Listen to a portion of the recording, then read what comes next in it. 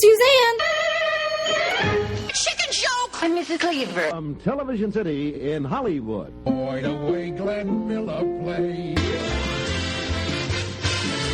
I had a feeling we're not in Kansas anymore. We're on a mission from God. Hi-oh!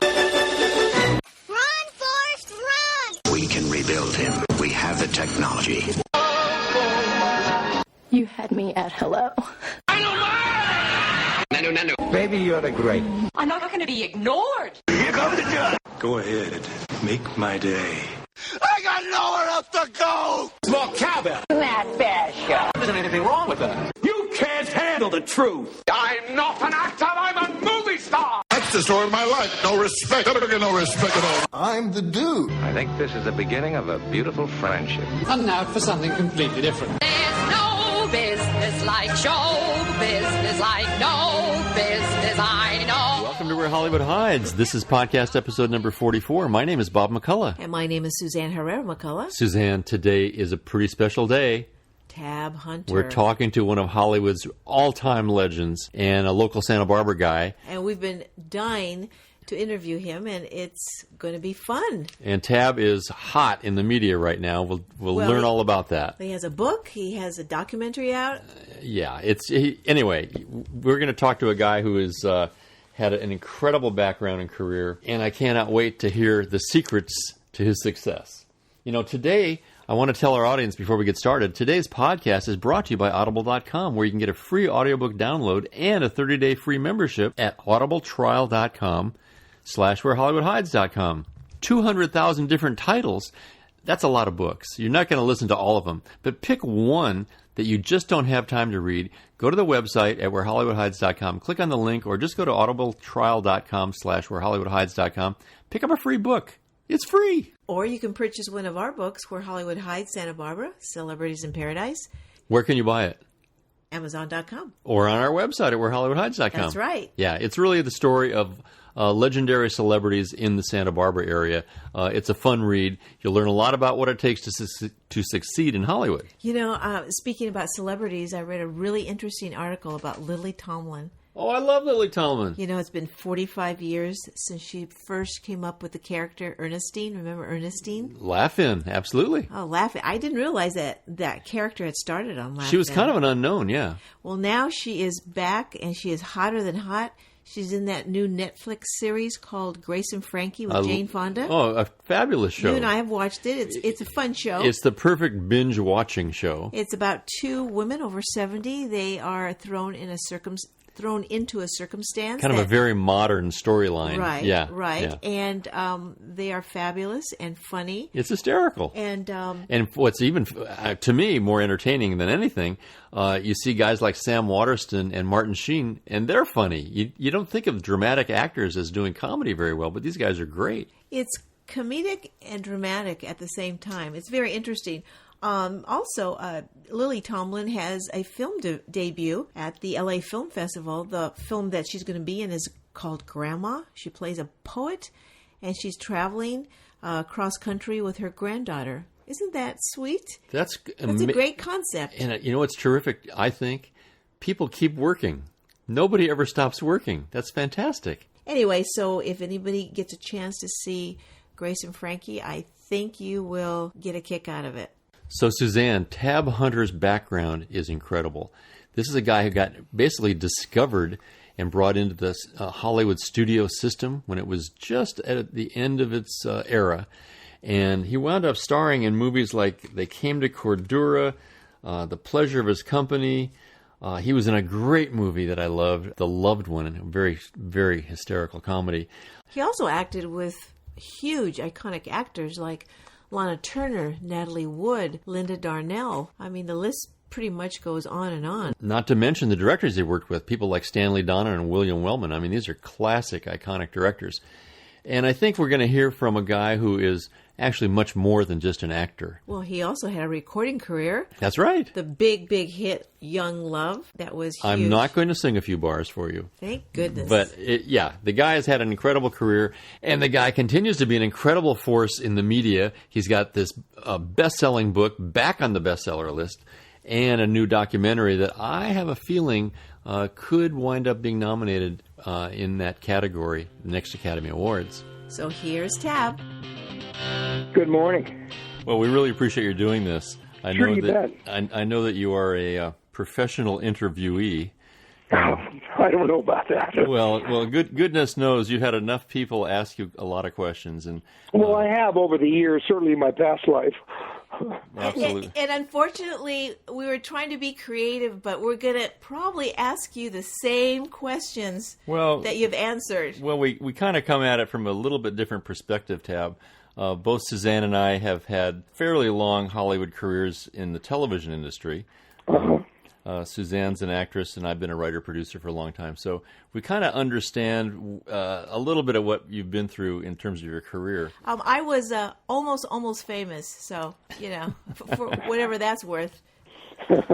And as it turns out, we love Santa Barbara as much as you do, and we've been here for 30-plus years ourselves. It's quite a wonderful spot. Yeah, it really is. So, Tab, again, thanks so much for doing this, because I know how hard you work at the many endeavors you're involved in, including the new movie that's been debuted at South by Southwest, which is really... Yeah, that documentary's really, really taken off. I'm very impressed with that. What's happened with that. Just overwhelmed by that. Well, yeah, I mean, it's everybody can make a movie, right? I mean, today's world of digital imagery and stuff, but this is a big deal. Well, I think it's got a. Alan knows how to produce, and that's what it's all about: knowing the story you want to tell. If it were just Hollywood alone, it would be pretty boring. Right. It'd be a couple of fascinating stories and all that, but I just love the route he chose on it. I think in following the book, I think that was quite a good idea. Sure. So give us an idea. How did the film actually come to pass? I mean, everybody has ideas, but. No, what happened was I had done a book quite a few years before that, and Alan then said to me, "I want to do a documentary on it." And he finally talked me into that. And then he said that there's a director who's done a couple of documentaries I think are quite good. We should go and meet with him. So we met with Jeffrey, and Alan pitched the idea to him, told me I'd like to hire him as director if he wanted to do it. And, they went on from there. They negotiated, and we spent 6 years putting it together. 6 years. That's impressive. Oh yeah, I mean it takes a long time. You got to look under every rock to try to find somebody who will financially support this. Right. And was that is that where Alan came in? Well, Alan's a producer. I mean, he produced our film Less Than the Dust many years ago, and we did television series quite a few years ago. Mean, I've worked for a lot of producers, but a lot of them they don't have this kind of smarts. He took something that had been a major bestseller, your book, but sometime later began developing it as a picture. The book has now jumped up in the New York Times bestseller list again. Well, of course. Wonderful. Yeah, Wonderful. Sure. Now, that was a shock. What a nice surprise. A nice shock. I wanted to ask you, Tab, how long did it take you to write the book? Well, I was on it for quite some time. Every time the spirit would move me, I would just sit down and put stuff in my computer. And I had about 500 pages in the computer. A lot of it was dead wood, but a lot of it was interesting, I thought. And then Alan said, I've read a writer. We tried a couple writers, didn't work out. And Alan said, I've read a writer by the name of Eddie Muller. I think you should read some of his work. So I read something he did on our good friend Evelyn Keyes, and I thought, oh my gosh, he really captured her beautifully. So we contacted Eddie, and timing was everything, and the timing was right, that Eddie said he would do it. So we worked together, I would say maybe, a good year at least, and I was very pleased with the outcome of that. Well, I have to tell working with him was incredible. I read your book, and I loved it. Thank you. In terms of that kind of a book, in which you really do reveal so much very personal stuff, how did you deal with the trepidation of that? I mean, you knew you were going to get there had to be a big reaction. Well, if you're going to write something, just don't give me a lot of hoopla. Let's just put it down the way it happened. And either people like Geraldine Page once told me, either people get your message or they don't. And if they don't, that's not your problem. That's theirs. So just put it out there, and that's it. And it was very difficult in many respects, but by the same token, it was very cathartic. It strikes me that your film persona as an actor was very polished and smooth and, obviously attractive to every film goer of that generation. The word is gorgeous. Well, that, aside from appearances, you didn't really come across, a Burt Lancaster, chest-thumping, courageous guy, yet in many respects, your life has actually been much more courageous than any of the roles you played. Well, your life, you just go down the road. It's all a journey. We're all on a journey, and hopefully we'll learn something, if anything, what not to do again next time.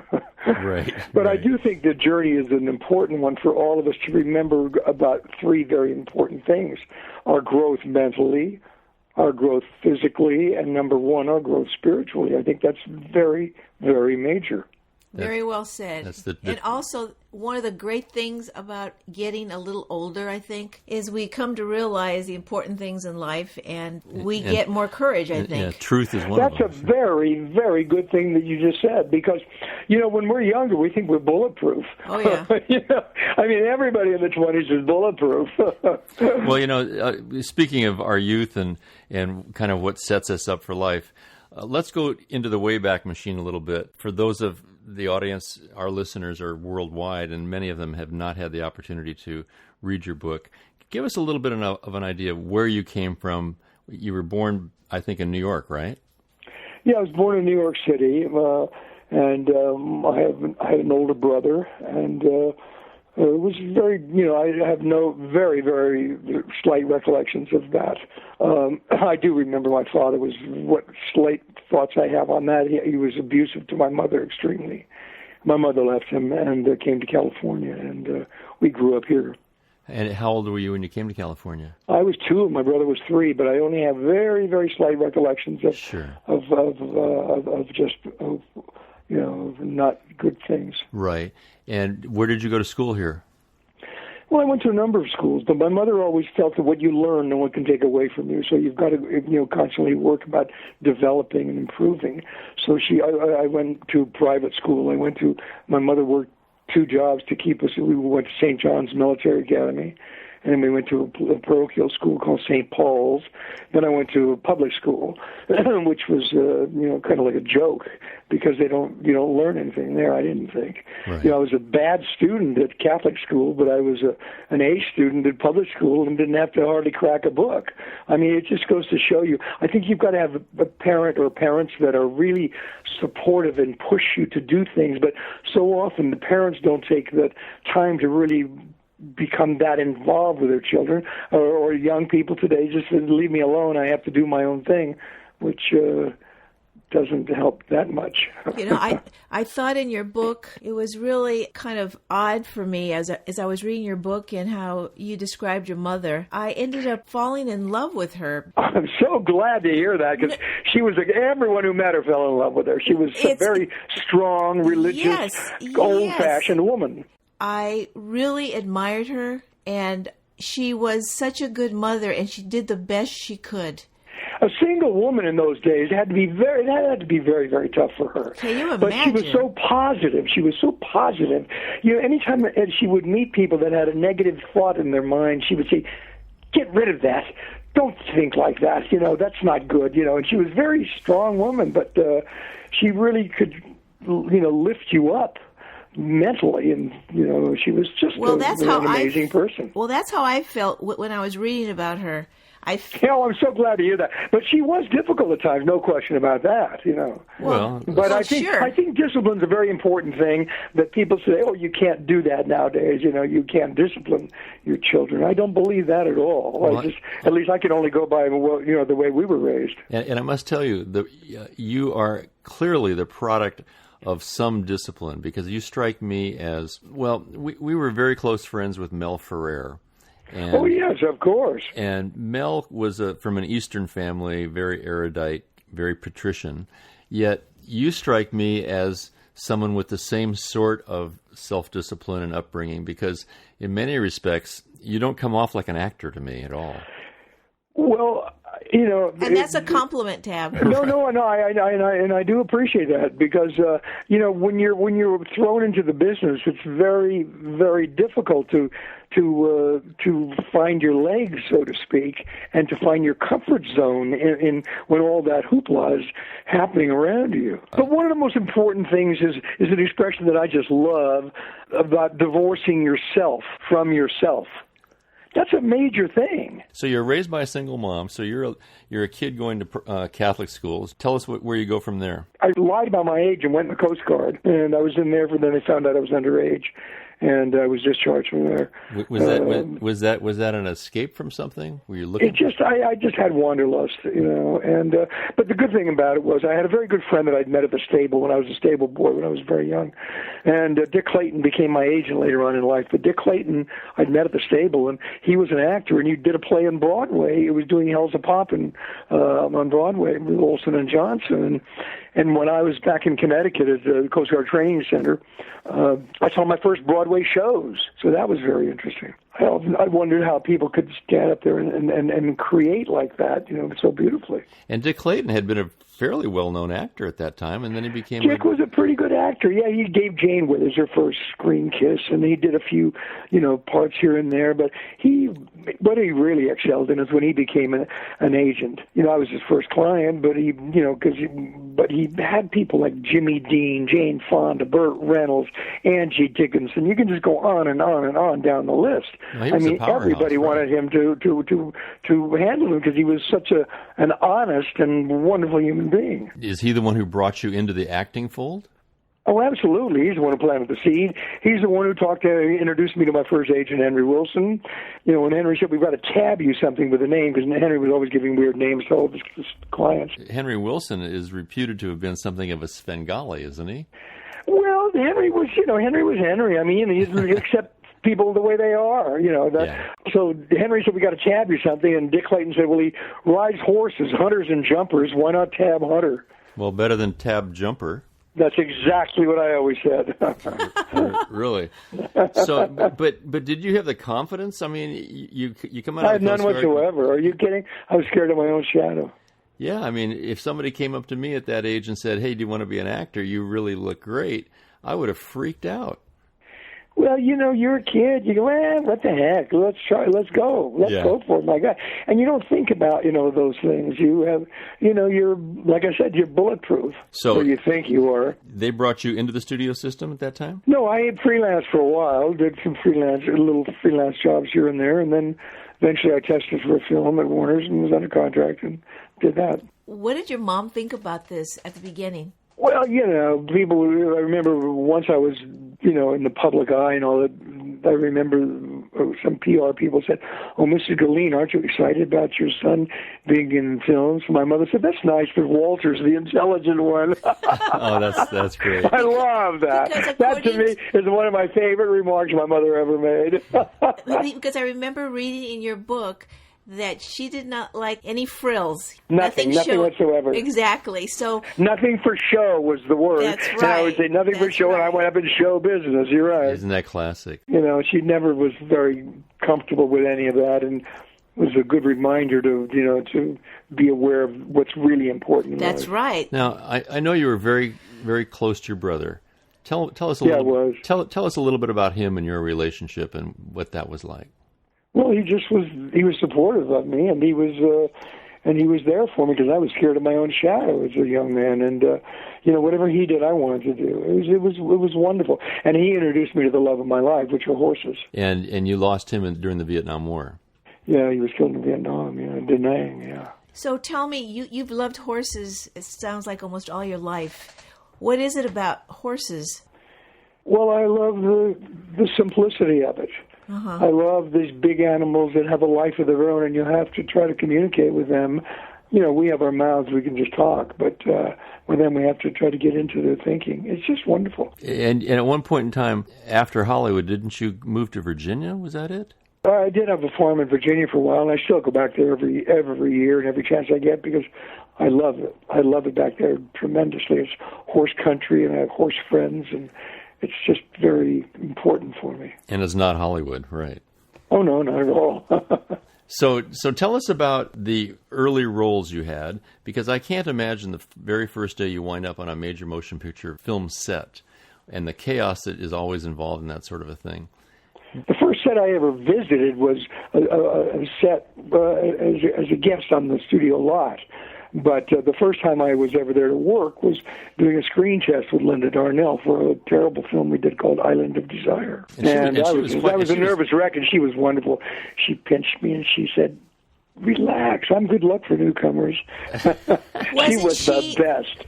Wasn't she your first kiss, if I remember correctly? First screen? Oh, absolutely. I love how it's described in your book. I loved it.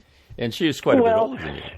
She was a beauty from Texas, and I was always a big fan of Linda, so I was nervous doing the scene with her. And I had to kiss her, and when I kissed her, when we broke, and the director said, "Cut," she pinched me, and she said, "That was nice." I loved Linda. She was an extraordinary woman. She really was. And in classic Hollywood tradition, you're a guy who had not served in the military, yet a vast number of your roles you were in uniform. Well, actually, I was in the Coast Guard, but you can't call that, I was just a kid there. Right. No, I did play a lot of military stuff and, did a few Westerns. And, I think and then all of a sudden I realized one day, you got to learn this craft. It's just not something you do. You have to really put your, head to the, Sure. start thinking about what's going on here. And actually, the first thing that really helped me was my friend Marilyn Erskine when I did a play called Our Town. And tell us a little bit about what you would consider to be the most difficult role you've had. I think they're all difficult if you want to, when I look back on it, if you want to try to really make something out of it, develop a character. But different things, different reasons. I would say Portrait of a Murderer was one of the most difficult roles on a Playhouse 90, which is live television. Or the play, the Tennessee Williams play on Broadway, The Milk Train Doesn't Stop Here Anymore, was a very difficult role, but very rewarding, wonderful role. Tell us a little bit. A lot of people never understood that, but that's their problem. A little bit about live television. Most of our audience has no concept of live television.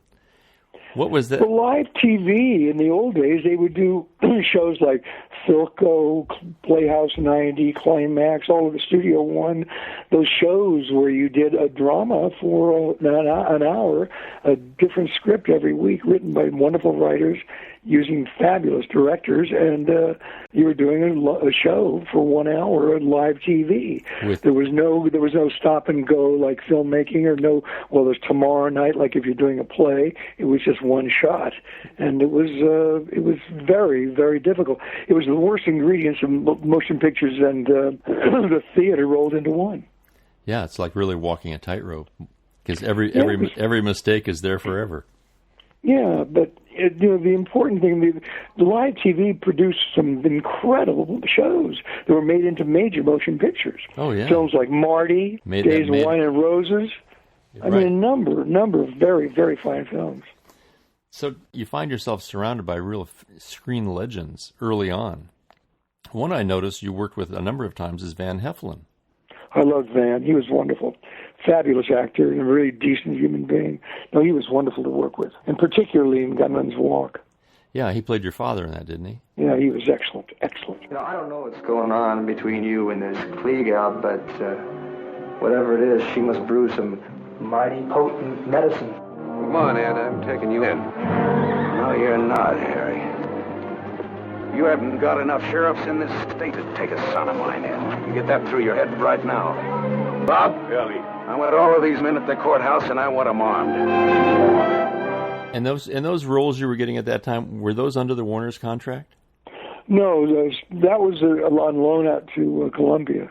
Gunman's Walk was. You were pretty much the epitome of you were discovered, for lack of a better word. Had you had any acting experience or training prior to that? No, I did do a play in school. I'll never forget. I did it because my brother did it the year before, and I wanted to do what he did, so I tried out for it the following year. And as you were climbing up the ranks quite quickly, were you taking any kind of acting classes, or your work Not till a little bit later. I did work with a voice coach for a while, Lester Luther, and I worked with in an improvisational class. But it was when I really got to working with Jeffrey Corey that it was the best, because Jeff Corey was brilliant. That was a big name. He was a fine actor, and he was a wonderful teacher. I mean, everybody in Hollywood, a lot of people in Hollywood worked with Jeff. He was excellent. What do you think? What do you think he brought to the party that others didn't? An insight. I think that was kind of important. An awareness, a knowledge that was just incredible about building a character and things like that. He was quite extraordinary. And he also, I'd only met him once. He seemed to have a certain gravitas, if you will. Absolutely. When he spoke, you listened. You know? That's for sure. Well, I really worked with mainly, like Gunman's Walk, I worked with him. The play with Tallulah Bankhead on Broadway, the Tennessee Williams play, I worked on that with Jeff. I worked on a number of things with him, on Damn Yankees, on a lot of different projects.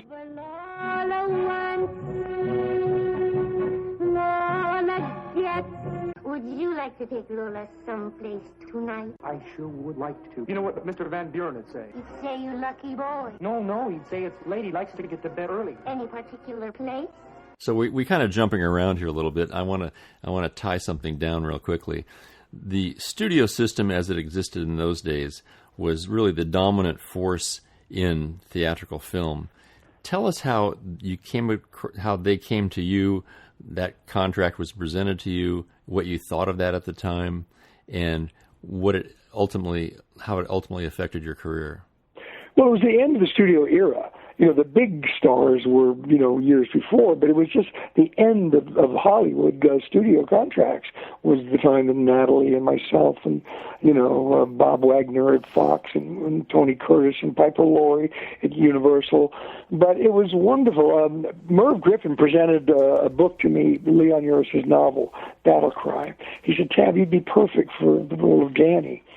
So I read the book, and I thought, wow, he reminds me of my brother, this character. Mm-hmm. So I told my agent, it was Henry at the time, and he set it up for me I met Sally Biano and did some tests. I did 9 tests for that role. Then they weren't sure who they wanted. They went back to New York and tested Jimmy Dean and Paul Newman, and they still didn't know, couldn't make up their mind. They gave me one more shot. I did that test.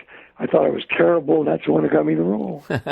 And then I did... Bill Wellman saw some footage and said I want him for my next picture. So I did Track of the Cat with Bob Mitchum. And then after that, Warner thought, well, what the heck? We've got 2 pictures to be released by him. We've got an option on him. Let's exercise the option. So they put me under contract. My first film was A Sea Chase with John Wayne and Lana Turner, but I didn't have anything to do in that one. That must have been exciting. Well, I wanted to do more, but I loved meeting Lana because I was such a nuts about her. And, Wayne, my gosh, he was like major star. I have my own story about Lana Turner. From my perspective, all I can tell you is she was eternally young. Well, could you ever forget the opening shot of her in The Postman Always Rings Twice, right. Where they just start at the shoes and just pan on up? Right. Whoa. Yeah, well, real briefly, and this is not about me, but I was on the set. I had control of a set with Jane Wyman and Lana Turner in their separate dressing rooms, and neither would come out until the other did first.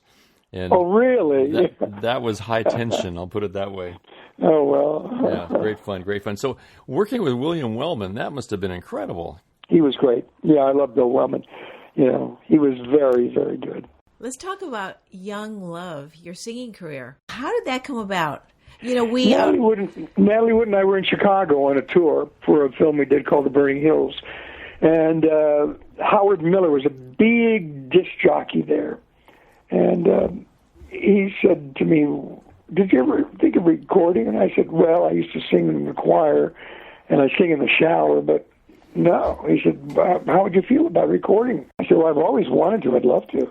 He said, well, if I introduce you to Randy Wood at Dot Records, and he thinks you've got what it takes to do a record, would you be interested? And I said, well, yes. So he put me in touch with Randy. Randy presented Young Love to me. I sang a little bit of it, and they cut the record on Friday, and on Monday morning, I heard it on the car radio driving down Sunset Boulevard and almost hit a palm tree. I was so excited. Yeah, that is so crazy that it didn't take that long to put it out. I mean, nowadays it takes months, if not a year. Randy was brilliant. Randy was a brilliant, president of DOT. He was really, really wonderful. That whole organization was wonderful to work for. And in those days, the recording technology, you sang that in one take, didn't you? I don't remember. I know I did a few takes. I think they might have spliced in one other little spot, but I don't really remember. They have their techniques in the sound booth. They know what to do, and I just did the best I could. Well, let's talk about. There's a video online that I recommend people see if they want to see what real courage is, and that is you singing Young Love on the Perry Como Show. Oh, my gosh. Perry was the most incredible guy. Natalie and I had done his show a number of times, but this one time he wanted me to sing it live, and I said, "You got to be joking." So they said, no. I did it live on his show, and I was a nervous wreck.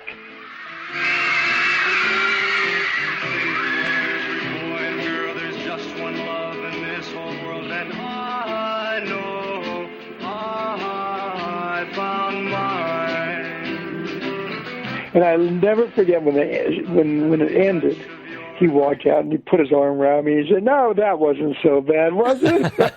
He was so cool and so mellow. Yeah. Nothing would fluster Como. He was just a great guy. Well, what's so endearing about that video is you see a guy, you, really kind of sucking it up and becoming a true professional. And at the end of the song, the sigh that you... That's true. I forgot about that, but that's true. I just was so, thank God that's over. That's a lot of pressure to put on somebody. I mean, that just makes... If you, for our audience, please go see that. You will want to give Tab Hunter a big hug.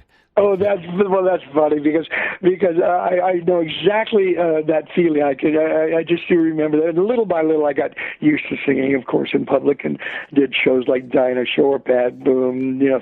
Gosh, you were really thrown into the whole pop idol. Well, that's system. how the whole thing starts out. When you've got a new name, you're thrown into motion pictures. Where do you serve your apprenticeship?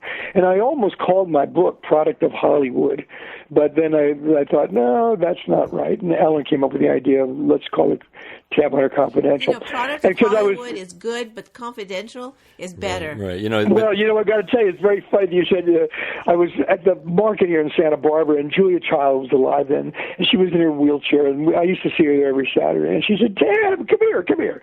I said, "Oh, good morning, Julia." She said, "How's the book coming along?" I said, "It's all right. What about yours?" She said, "I'm asking you about yours. What are you going to call it?" And I said, "Well, I thought Product of Hollywood." And she took a minute, and she looked at me. She said, "That's not very sexy."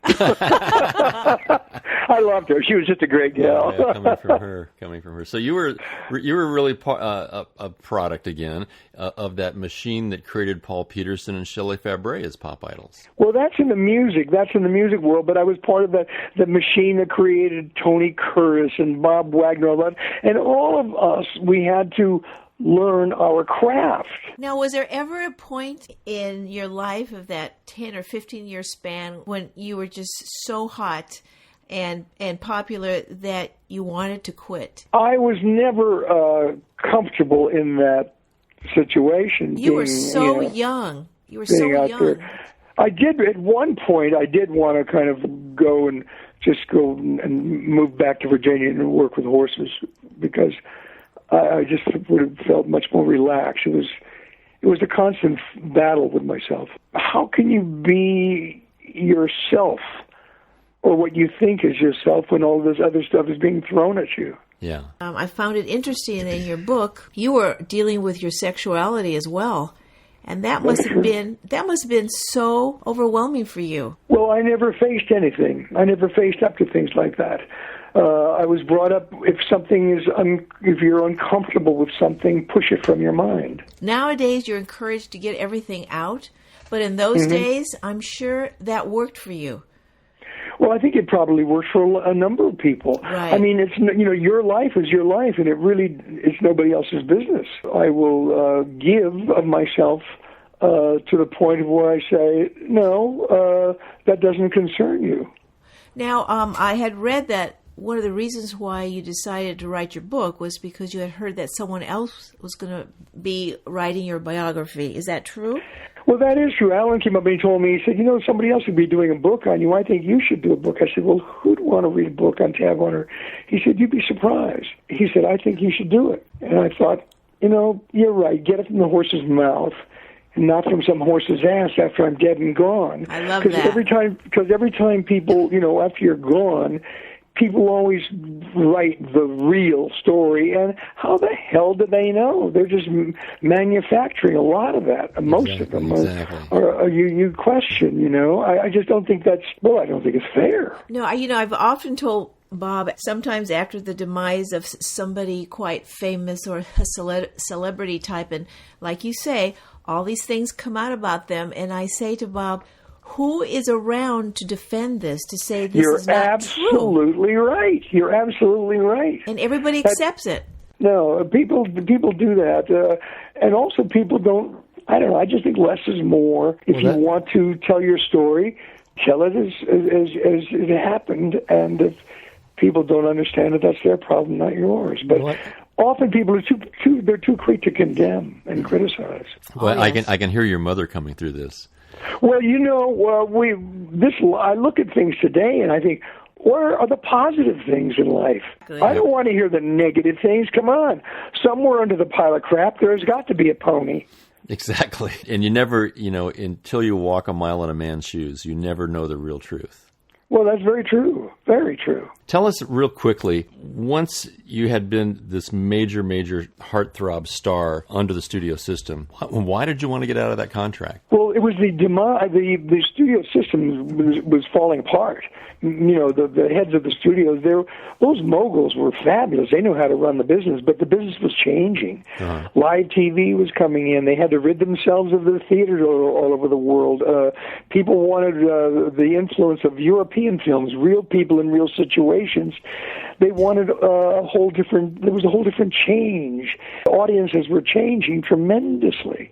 So I figured I just wanted to be free of the contract because I wasn't getting the work. Everything was on loan out. It wasn't happening at Warner Brothers.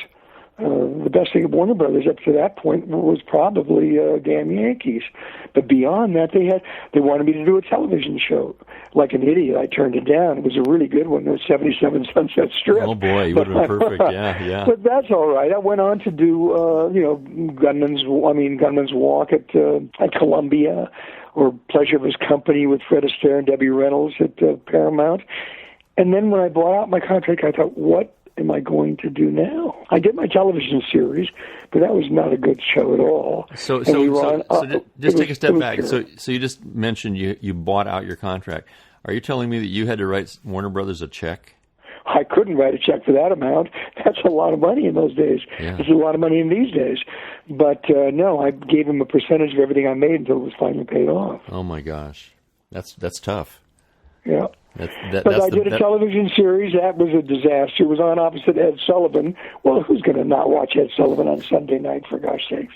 Anyway, then from there, I became a pioneer of dinner theater, went through dinner theater, and then, the thing that really revitalized a career for me was John Waters. Tell us about that, because that's Well, John called me when I was in Indianapolis. I would just closed a play there, and I had a few weeks off, and he said, my name is John Waters. I've got a script I'd love you to do.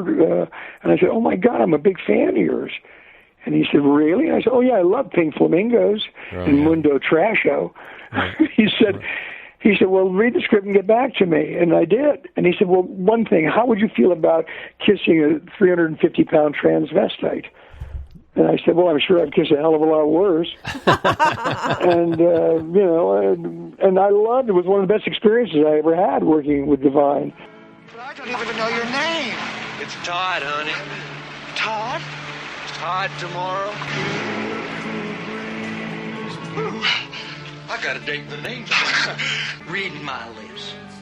I love you too, my darling. Then let's make love, you sweet little... John Waters was terrific. Oh, he was like, your friendly undertaker with his little true. No, Adolph he's a Marshy mustache. Right, he was a true artist. Absolutely. Yeah, he was great. He was great. Absolutely. Yeah, Polyester was a fun film to do, no question about that. I see by looking at your IMDb credits, which are extensive. I mean, they're probably record-breaking. Well, I'm sure there's a lot of them I'd like to forget about. Well, yeah, I mean, I think we can all, but you know what?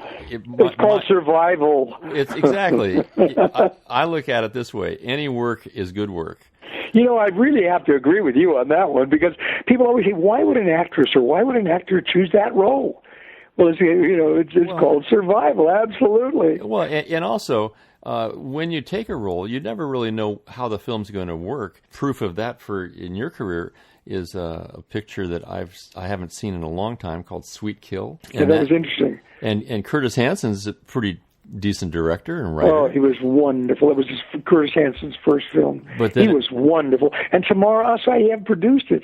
You know, she did the Norma Ray film. I mean, Tamara lives right down the street here. She's terrific and a very good producer. But things can go off the rails in the middle of production. Well, I think there are too many. I think unfortunately that a lot of outside thinking comes in and dilutes a pure idea. Too many cooks spoil the broth.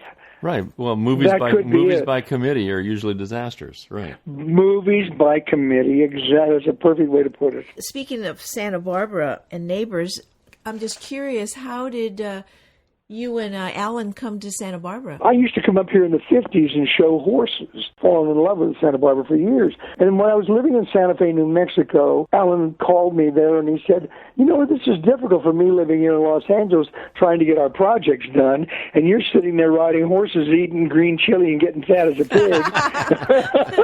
living the life. So he said to me, how about Santa Barbara? He just threw that out. Ooh. And I said, oh, my gosh, are you kidding? Of course. I'd do it in a heartbeat. So we came up here. We stayed with my friend Joan Harvey. We looked for a place and found this little place. On a personal level, and with respect to Santa Barbara, let me ask you this question. Do you find it easier to be a celebrity here than anywhere else? See, I don't look at it as a celebrity. I look at it as important for you to find a place that's going to help you grow mentally, physically, and spiritually. And Santa Barbara has that. Yeah. If I weren't here, I'd have to be back east, except I'm a little old for all that cold weather. Oh, you and me both, yes. Right. Oh, gosh. But I do. You know, you have to find a place that makes you feel good. My mother used to say, give me one room in a good area that can pick you up. Right. As opposed to something that's going to be depressing and take you down. Sure. Elevate your thinking was what her words were, and I try to do that. And I think it's important for all of us to do that. Well, it certainly comes through. I mean, when I listen to you, I'm listening to somebody with a very high IQ and a real sense of self. Well, I don't know about that. Well, my mother's line was, Walter's the intelligent one. That's because she wanted to make him feel good, too. Right, you were getting all the attention. So tell us about. Oh, God. Tell us that there was a difficult period for you when you and Henry Wilson parted ways. Well, Henry, I guess, Confidential magazine was a rag magazine. It was out in those days, and they were going to be doing a story on Rock Hudson, and Rock was a huge client of Henry's, his number one client. And Henry gave him a story on me that had been published in the newspapers or something when I was just a kid. So he gave that to Confidential to save Rock. But, you know, that's all past. That's all, you know. Sure. Yeah. But I think that's indicative of. Well, we're talking about loyalty. Yeah, exactly. Yeah. Exactly. The business part of show business is not always so pretty. I don't want to knock Hollywood, but you know there were some wonderful, wonderful times there, of course, you know, for your own development. But also there were some pretty difficult times too. Sure. You know, when you know, after being the most popular thing since God knows what, where the next day you'd hear someone say, "Oh, you know, he's a has-been," or "drop dead," or "get lost," or you know, I mean, they drop you like a hot potato out there. So you've got to have something else mentally going on that's going to keep you moving forward. And one of the directions you went in, you've done some writing. You wrote a picture called Dark Horse, didn't you? Yeah, I wrote that. Yeah, Dark Horse and Lust in the Dust. I wrote that with a friend of mine. It was an idea of mine originally called The Reverend and Rosie. You produced Dark Horse as well, is that true? Yeah, we produced it, yeah. How did you come to select David Hemmings as director? That's a good question. I think Alan did that. I don't know how that came about. David was a wonderful talent, but the sad thing is a lot of people allow things to dissipate them, and take away from their talent. David contributed tremendously to the business, both as an actor. He was a fine actor. He's a wonderful actor. Yeah. And as a director. And he did a lot for our film. But, some people, God gave us a great thing called free will. And the most important thing under that is choice, what we choose to do in life. So please, I tell everyone, let's us all try to make good choices. Boy, that's wonderful advice. Now, Tab, can you explain to our audience, people that have not read your book, what the book is about? It's about a journey.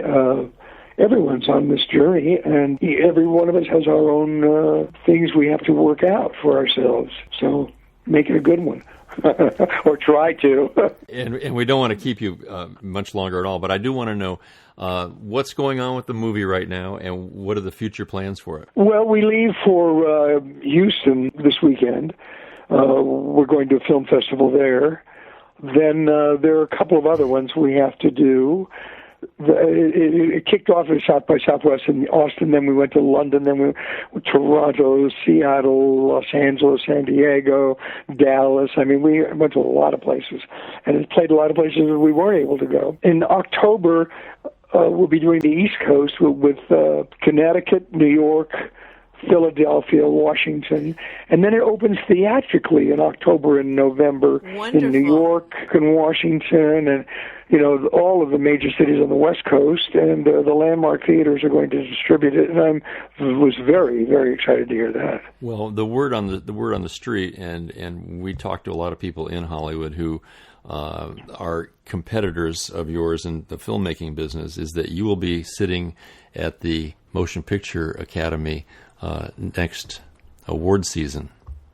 I don't know. It's easier to watch at home on television. Yeah. But and a better show than the Academy Awards, I think, are the Tonys.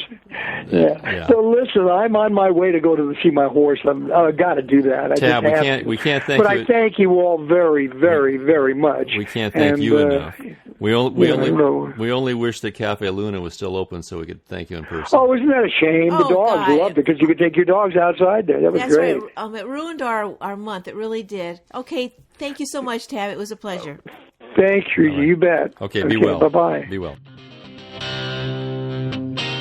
I could have talked to him for hours. How about you? I thought that was terrific. I really enjoyed talking to people who come from someplace inside, and you can feel the courage and even I don't want to say discipline, but there's an intelligence and he's always been very articulate, but there's a certain intellect going on there, and it was just terrific. I thought he was incredibly open and so generous with his time. I just really encourage people, if they have not read his book called Tab Hunter Confidential, I encourage everyone to pick up the book, and it's a great insight into his life, into his childhood, and I just love the character that his mother, how it was portrayed. It was fabulous. You must have been fascinated because I saw you reading it late into the night. Well, as you know, every time we interview someone who has a book out, we try very hard to read that book so we can get an insight about what their life was like. And his particular book was a quick read. I think I read it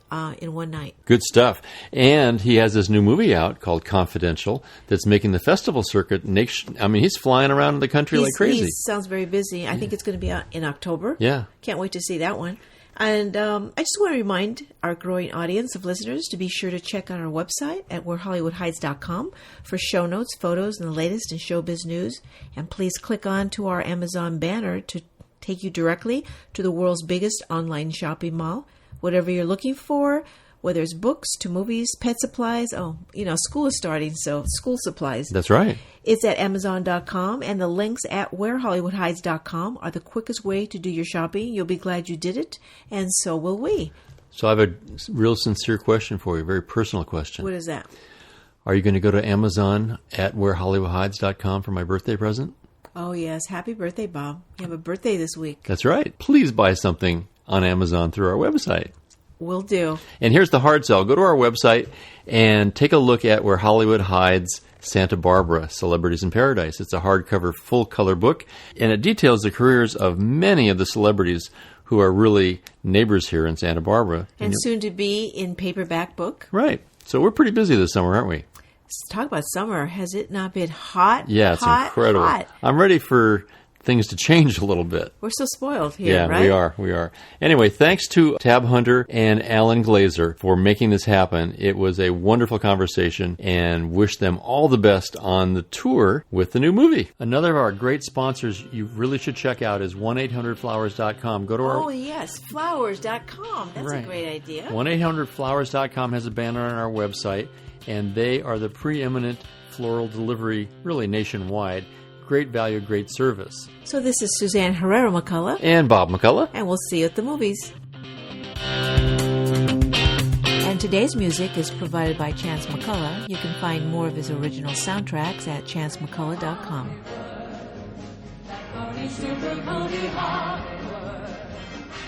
From Chilicombes and Paducas with their bazookas to get their names up in lights. All armed with photos from local rotos with their hair in ribbons and legs in tights. Hooray for Hollywood! You have no way of knowing who they could. Maybe you'll be another Papa Dion, your name in neon. If you get lucky, you could. Yes, buddy, you'll arrive if you can top his 5. Hooray for Hollywood!